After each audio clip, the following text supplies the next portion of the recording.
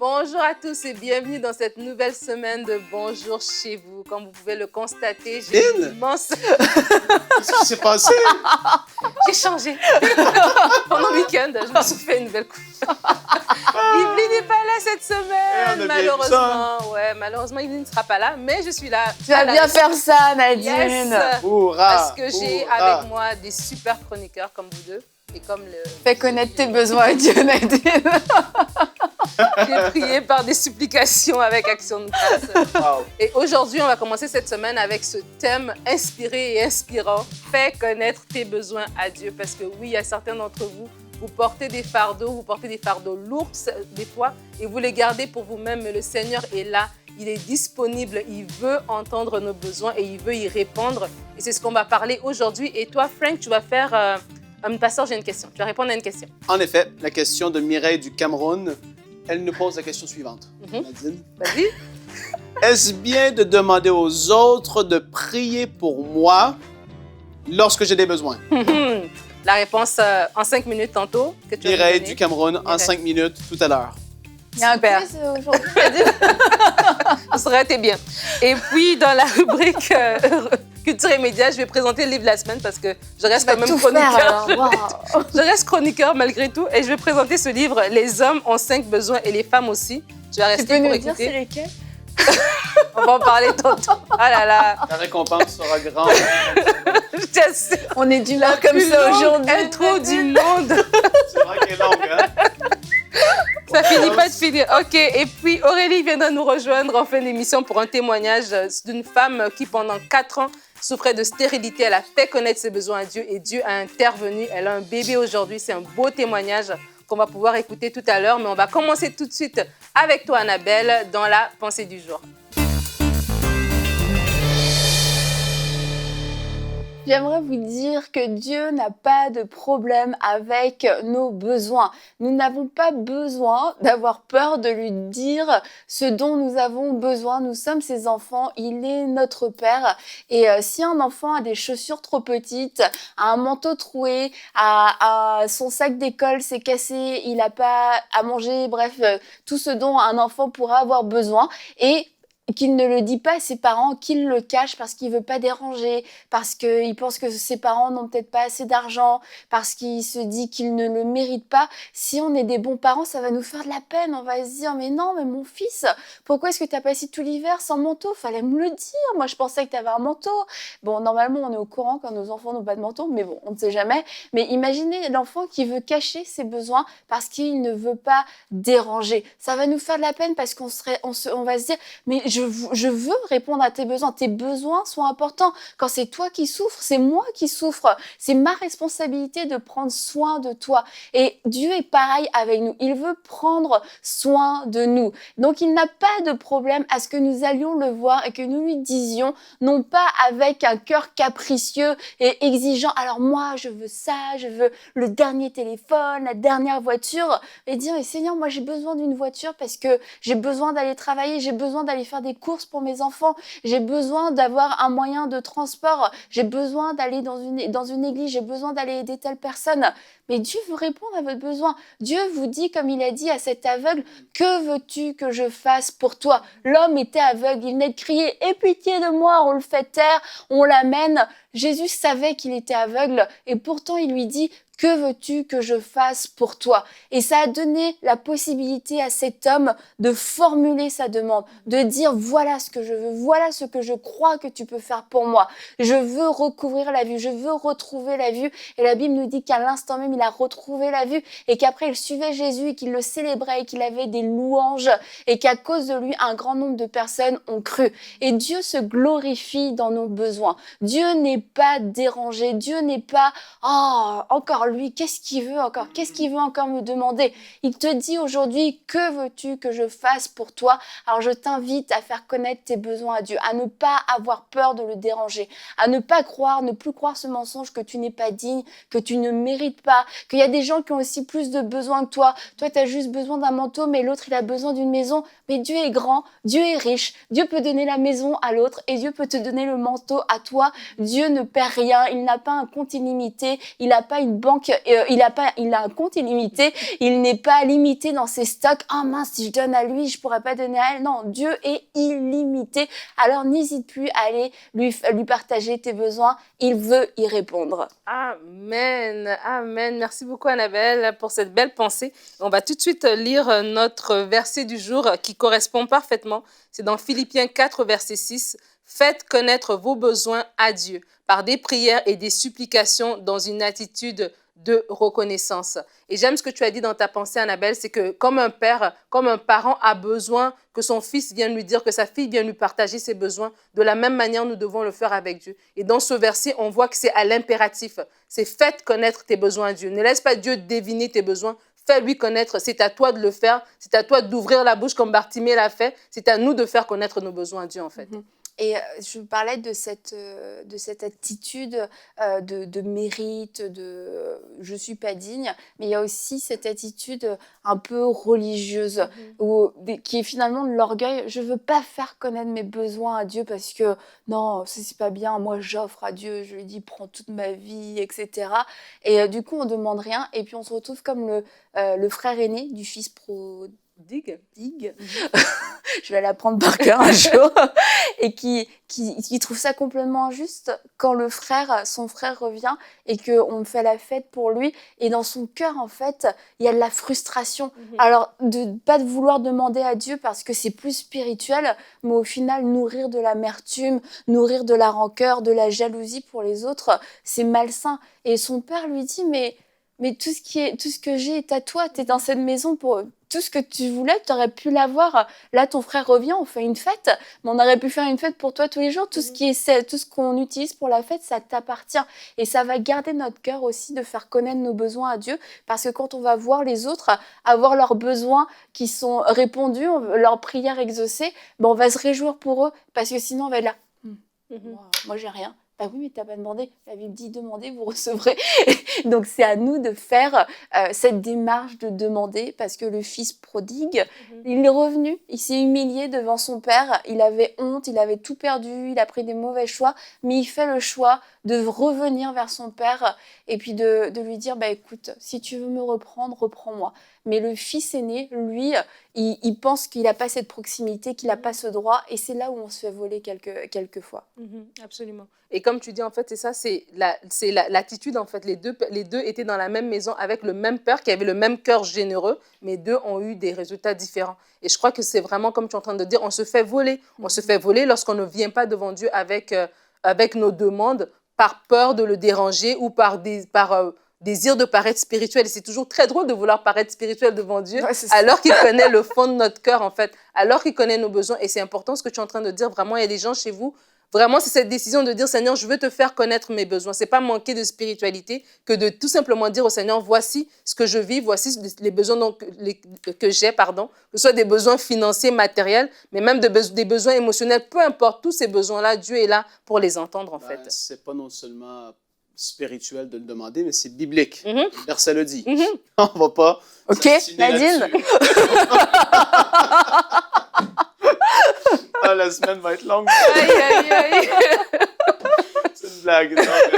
C'est vrai que c'est biblique, mais j'aime toujours dire que le ciel et ses ressources illimitées vont bouger une fois qu'on va prier. En fait, c'est tellement simple. C'est comme ça. Et c'est normal que des fois, on prie ou qu'on on a un besoin et on sent le besoin de le dire. En fait, c'est comme si tu retiens la parole. En fait, je sais pas, tu as honte, il y a un truc. C'est pas normal. Quand en dedans de toi, ça veut remonter et sortir de ta bouche, c'est parce que ça doit, comme on le dit souvent, confesser, déclarer avec foi. C'est tout à fait normal et simple, et c'est ce que Dieu veut. Dieu veut entendre nos requêtes et Dieu veut les exaucer. Et qu'est-ce qui est spécial? Et quand tu regardes, quand Jésus a envoyé les disciples, il leur a dit, ne prenez rien avec vous. Voilà. Et vous allez voir, en fait, lui, il voulait leur montrer au travers de ça que Dieu allait prendre soin de eux dans les plus petits détails de leurs besoins au quotidien.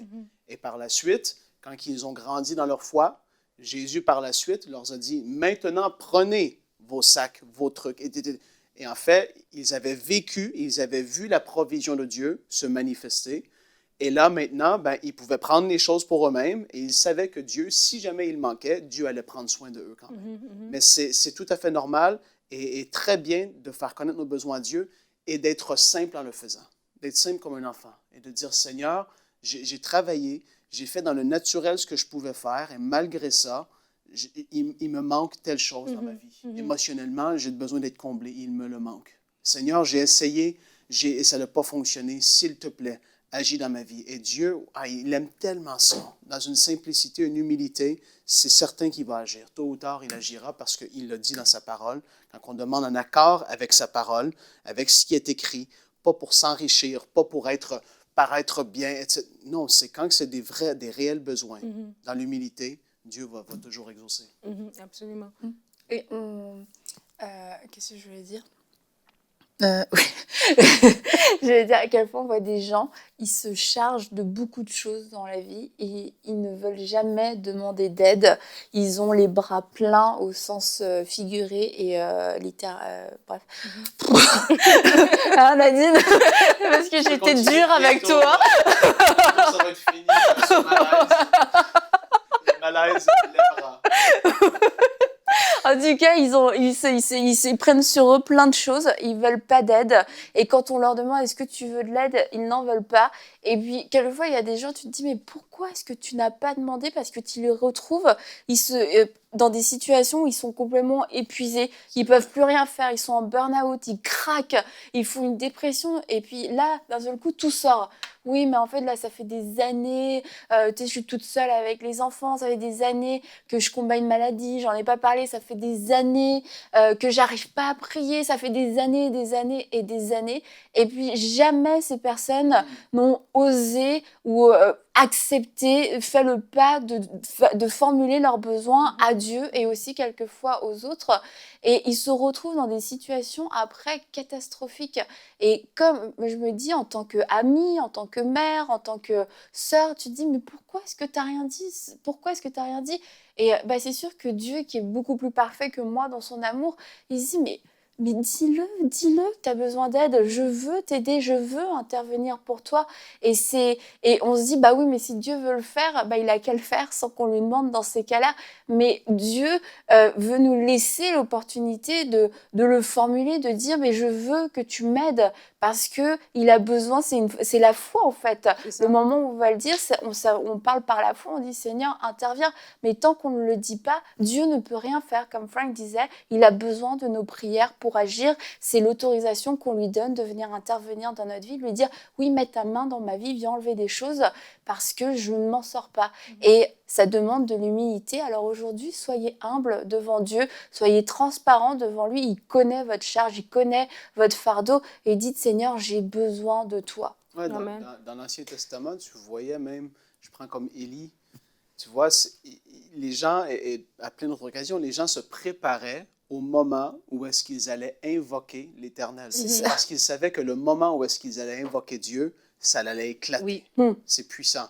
Et c'est pas le jour avant, c'est pas 2 secondes avant, c'est pas 1 seconde avant, c'est au moment qu'ils ont dit « Dieu, nous t'invoquons » et là, il se passait le truc qui devait se passer. En fait. Je reviens sur ce que tu disais, Annabelle. On appelle ça souvent, qu'est-ce que tu as décrit, ça fait 3 ans, 4 ans, 5 ans, on appelle ça soit de la honte, et c'est terrible, ou de l'orgueil spirituel. Et il faut briser ces choses dans nos vies parce que ces 2 choses vont vraiment être un couvercle terrible sur nos vies. Si parce qu'on a une souffrance, et on se dit, mais si j'en parle, si je n'ai pas ma percée par moi-même, c'est parce que je n'ai pas assez de foi, c'est parce que si j'ai honte. Et en fait, quand tu vas dire la chose, souvent, la percée va se manifester parce que tu vas être humilié, tu vas aller vers quelqu'un, et là, l'intervention divine va se passer. Et ne soyez pas dans la honte ni dans l'orgueil spirituel. Que Dieu nous garde de ces 2 choses, c'est terrible. Au sens figuré et au sens propre. OK? C'était par rapport à ton... Ah! Mais juste avant d'aller sur la prochaine rubrique, c'est important, j'ai envie d'inviter les gens à méditer sur ce passage dans Luc du fils prodigue, justement, de l'attitude du grand frère qui n'a pas fait connaître ses besoins. Et c'est vraiment important. Moi, je me rappelle, à un moment donné, j'avais écouté une prédication sur ce passage et ça m'avait fait ouvrir les yeux. En fait, oui, le veau gras, il était disponible depuis tout ce temps-là. Et des fois, on est en mode service, on sert Dieu, on travaille sans être en mode aussi, Dieu est mon Père et Dieu, je peux aller vers lui, je peux lui faire connaître mes besoins. Et il y a des gens qui sont dans l'Église, tu te dis, mais tu es dans l'Église, tu es dans la présence de Dieu, tu es dans l'alliance avec le Seigneur, mais tu manques, pas parce que Dieu n'est pas généreux, mais parce que toi-même, tu te prives en n'ouvrant pas ta bouche et en faisant connaître tes besoins. Donc, que ce soit une parole pour quelqu'un. C'est que tu prends tout mon temps, là. Yveline revient. Alors, on va passer tout de suite à la rubrique « Pasteur, j'ai une question ». Merci, Nadine. Donc, c'est mon temps à parler C'est maintenant. C'est mon temps. Amen. Donc, on a une question aujourd'hui de Mireille du Cameroun. Mireille nous a posé la question, « Est-ce bien de demander aux autres de prier pour moi lorsque j'ai des besoins? » C'est une bonne question, Mireille. Et en fait, j'ai tout de suite envie de répondre. Et en commençant, nous devons apprendre à marcher avec notre propre foi et nous devons développer notre propre foi. Il y a beaucoup de gens qui vont tout de suite, lorsqu'ils sont nouveaux avec le Seigneur, ils vont aller vers des gens et ils développent cette habitude de continuellement s'appuyer sur les uns et les autres pour recevoir une personne dans leur vie ou pour recevoir un besoin qu'ils ont. Et j'ai envie de dire que jusqu'à une certaine limite, ça va, mais à un moment donné, ce n'est pas normal. Parce que, comme j'ai dit, on doit apprendre à développer notre propre foi et c'est ce que Dieu veut. Et c'est ce qui va lui plaire parce que, ben oui, en fait, c'est comme il a dit, sans la foi, c'est impossible de lui être agréable. On doit devenir des hommes et des femmes matures dans le Seigneur qui allons marcher avec notre propre foi. Et en fait, au début, on va devoir comprendre qu'on doit avancer avec la force que nous avons, avec là où est-ce qu'on est rendu. On est rendu à un certain niveau dans notre vie spirituelle. On va avancer avec cette force et avec ce niveau de foi qui peut être là. Et en fait, quand on va vouloir demander à des gens de prier pour nous, je vais citer quelques exemples. En fait, nous pouvons demander de la prière dans certaines saisons de nos vies pour soit une délivrance, parce qu'on n'arrive pas à s'en sortir par nous-mêmes. Comme on a dit, on ne veut pas tomber dans l'orgueil spirituel, comme on a mentionné au début de l'émission, mais on ne veut pas non plus rester et demeurer dans le stade d'enfant spirituel non plus.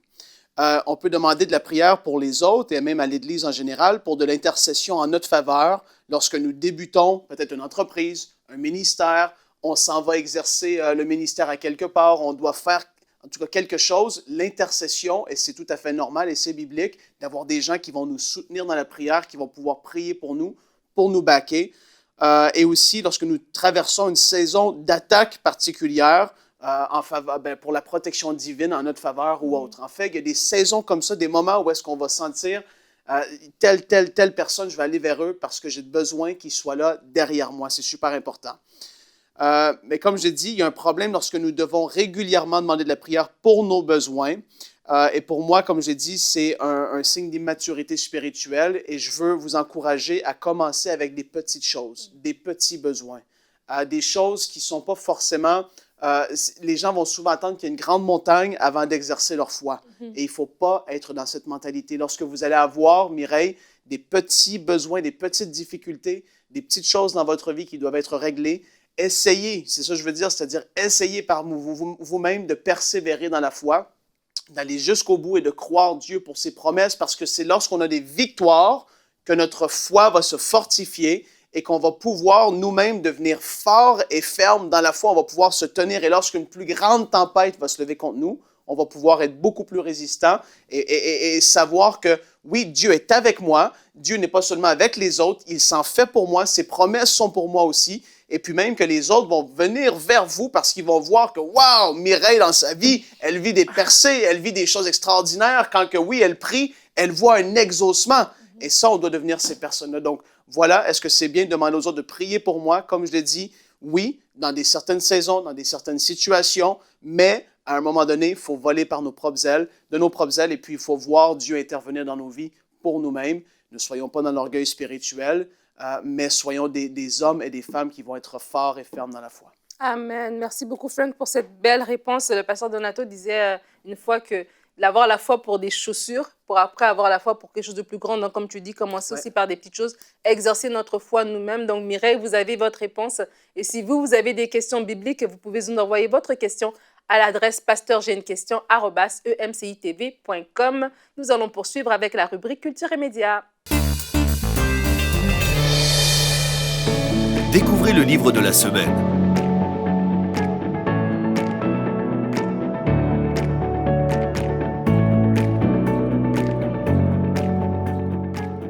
Alors aujourd'hui, notre livre de la semaine est Les hommes ont 5 besoins et les femmes aussi de Dr. Gary et Barbara Rosberg.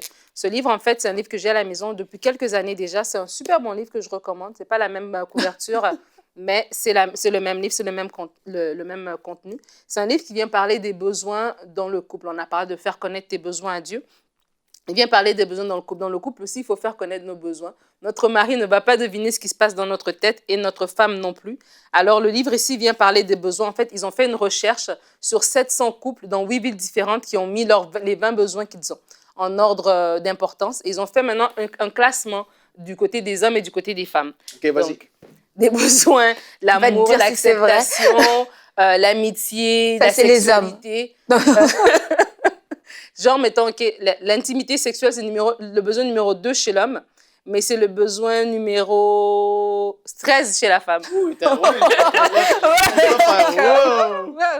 Mais en fait, c'est général, évidemment. Dans d'autres couples, ça peut être pas la même chose. Mais l'amour et l'acceptation inconditionnelle, ça, c'est le besoin numéro 1 chez l'un ou chez l'autre. Ah, et oui, donc, dans le livre, eux, ce qu'ils ont fait, c'est qu'ils ont pris par là plusieurs personnes. Il y a des témoignages, en fait, des couples. Comment est-ce qu'ils ont réagi? Qu'est-ce qui se passe? Quels sont les besoins qu'ils ont? Comment est-ce qu'ils réagissent quand l'autre personne ne rencontre pas leurs besoins? Comment rencontrer les besoins de son partenaire? C'est vraiment pratique. Il y a beaucoup de points. C'est un gros livre quand même parce qu'il y a beaucoup de témoignages et il y a beaucoup d'aspects pratiques de comment rejoindre l'autre. Comment rejoindre sa femme qui a un besoin d'intimité émotionnelle et tu as l'impression que tu as déjà écouté, mais c'est comme si elle n'est pas satisfaite. Que faire? La prière aussi, comment appliquer aussi la prière dans tout ça.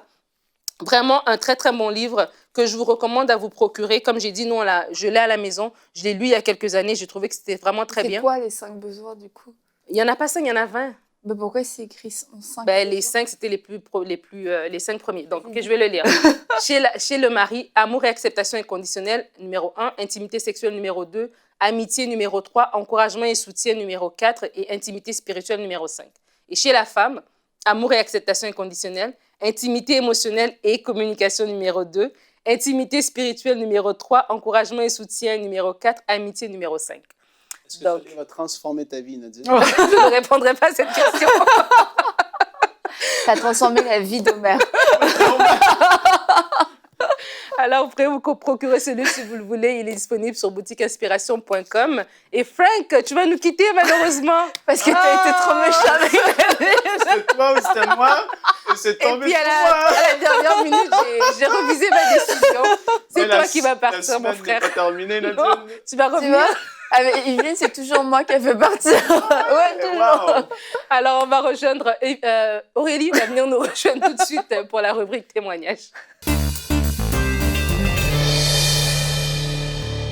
Bonjour Aurélie. Bonjour Nadine, bonjour Annabelle. Bienvenue.